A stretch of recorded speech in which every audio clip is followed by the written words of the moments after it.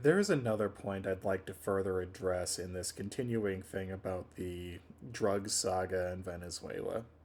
First and foremost, any thinking person knows that the war on drugs is complete and total bullshit. It always has been. And the people who keep coming into my comment section and talking about drugs and talking about how they're killing people really need to start reframing this thing in their minds. And this is a realization I have only just recently come across myself, but it makes sense if you'll let me explain this here for a second. Drugs do not kill people. People kill themselves with drugs. And if you think about it that way, it completely changes your perspective on the entire system of drug abuse. Drug addiction is a crippling mental illness. Any kind of addiction is a crippling mental illness.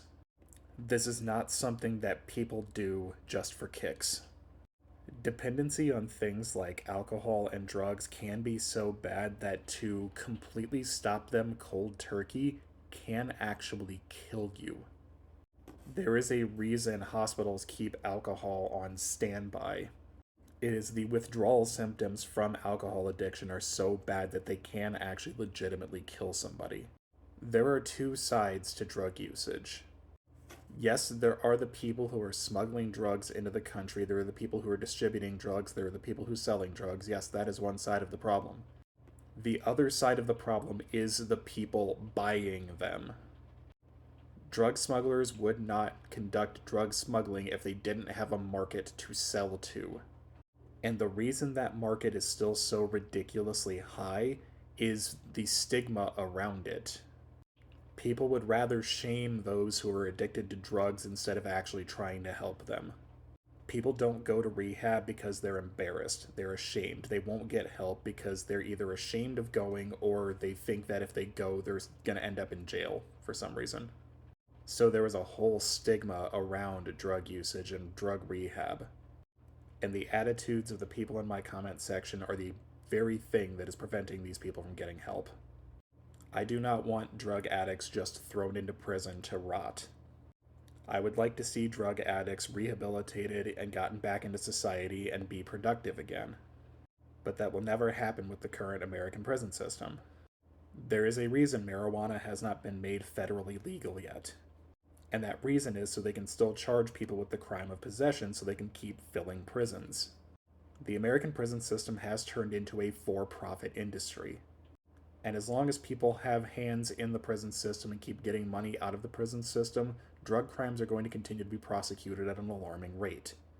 And people will be arrested for using these drugs before they actually get a chance to go into rehab.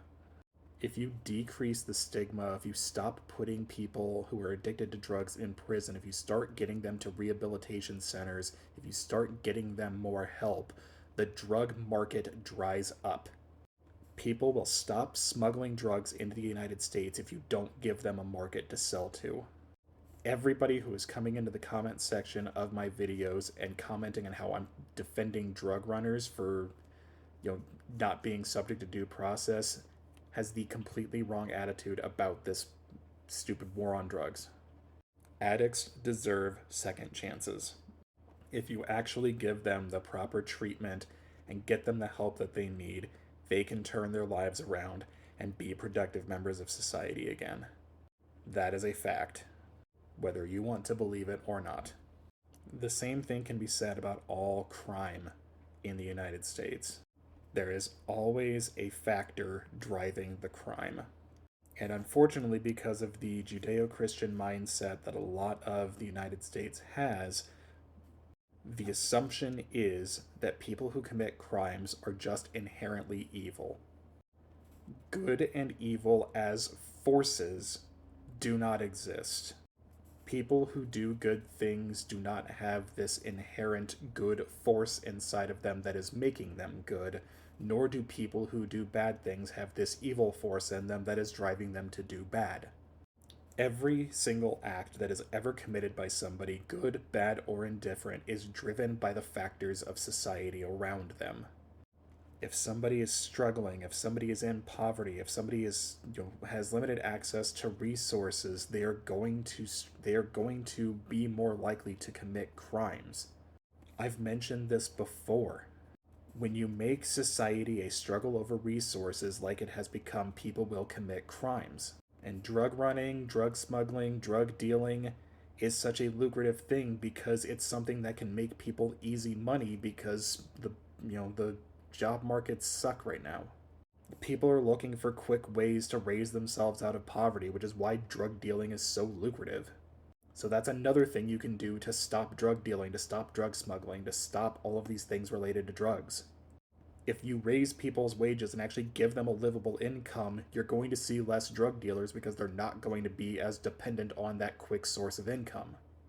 Everything has a societal factor driving it. Everything can be traced back to a human centric cause.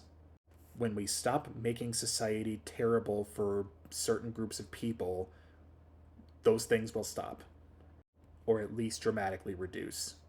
I don't care what struggle you went through, in earlier generations. I went through struggles myself. Life has not been a cakewalk for me by any stretch of the imagination. I know how hard life can be, and I don't want future generations to have to deal with that same hardship. It is our job as the older generations to make sure the younger generations have a better life than we did. Every single generation should work to improve the lives of the generation below it. And if we keep working at those small incremental segments, life will continue to get better and better and better.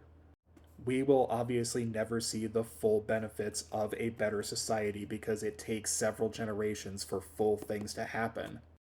I will be long gone by the time my ideal society arrives. But that's okay. If I can do the little bit that I can to push society forward to where it gets to that ideal and know that I did my best to make that happen in some capacity at some time down the road, then that makes it worth it. We have an obligation as a society to make things better, and we are not doing that. We need to start.